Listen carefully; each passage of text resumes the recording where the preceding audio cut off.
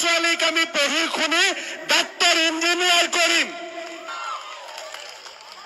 July মাহত পুলিচৰ, আগষ্ট মাহত তৃতীয় চতুৰ্থ বৰ্গৰ, ছেপ্টেম্বৰত শিক্ষকৰ আৰু 50,000 নতুন চৰকাৰী চাকৰি। আজি এই খোৱাঙৰ পবিত্ৰ ধৰণীৰ পৰা মই ঘোষণা কৰিছো যে আৰু 50,000 ল'ৰা ছোৱালীক আমি চৰকাৰী চাকৰি দিম। গুলি বাৰুদ নাই, গ্ৰেনেড নাই, বোমা বিস্ফোৰণ নাই, এখন শান্তিৰ অসম। মই নিজকে ভাগ্যৱান মুখ্যমন্ত্ৰী বুলি ভাবো। মোৰ দিনত ACSৰ চাকৰি কোনে পায়? বজাৰত তৰকাৰী বিক্ৰী কৰা ল'ৰাজনে পায়। মোৰ দিনত পুলিচৰ চাকৰি কোনে পায়?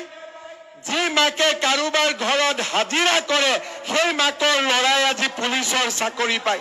আছিল নহয় এজন ৰকিবুল হুছেইন নামৰ, তেওঁ মন্ত্ৰী থাকোতে গড় থাকিব কিন্তু খৰ্গ নাথাকিব।